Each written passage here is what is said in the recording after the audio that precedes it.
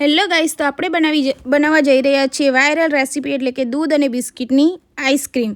તો ઘણા દિવસ પછી આપણે વાયરલ રેસીપી બનાવવાનો ટ્રાય કર્યો છે। તો જોઈએ આજે કેવી રેસીપી બને છે, કે ખાવા લાયક બને છે કે નહીં, કે પૈસા આપણા પાણીમાં જાય છે।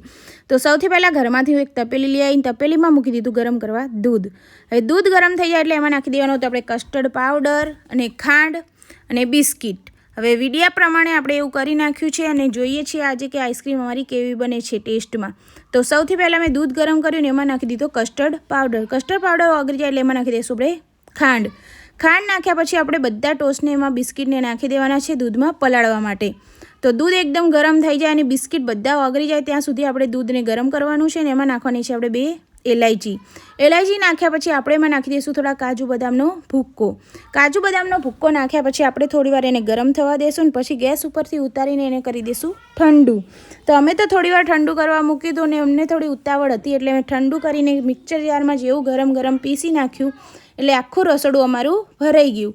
તો તમે આવી ભૂલ કરતા નહીં, નકર તમારે પણ રસોડામાં આવી જ કંઈક હાલત થઈ જશે।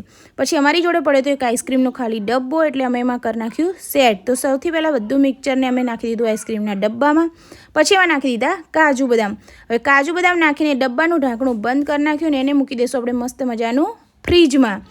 તો હવે 8 કલાક ફ્રીજમાં મૂક્યા પછી જોઈએ કે આઈસ્ક્રીમ ખાવા લાયક બનશે કે નહીં બને, એ તમને 8 કલાક પછી જ હું કહીશ। તો 8 કલાક પછી અમે ફાઇનલી અમને આઈસ્ક્રીમ ખાવાની થોડી જલ્દી હતી એટલે 7 કલાકમાં જ અમે આઈસ્ક્રીમનો ડબ્બો ખોલી નાખ્યો અને જોઈ લીધું કે આઈસ્ક્રીમ કેવું બન્યું છે। તો આઈસ્ક્રીમ તો ઉપરથી મસ્ત દેખાતું હતું પણ થોડુંક ઢીલું હતું અને એક બાજુ બરફ મસ્ત રીતે થઈ ગયો હતો। અને આઈસ્ક્રીમનો ટેસ્ટ કહું તો એક નંબર ટેસ્ટ બન્યો હતો ખાવામાં। તો આઈસ્ક્રીમ ખાઈને તો બહુ મજા આવી ગઈ। તમે પણ આ વાયરલ રેસીપી જરૂરથી ઘરે બનાવજો, એનો ટેસ્ટ બહુ જોરદાર છે। તો કેવો લાગ્યો આજનો વિડીયો? લાઇક, શેર અને સબસ્ક્રાઈબ કરવાનું ભૂલતા નહીં।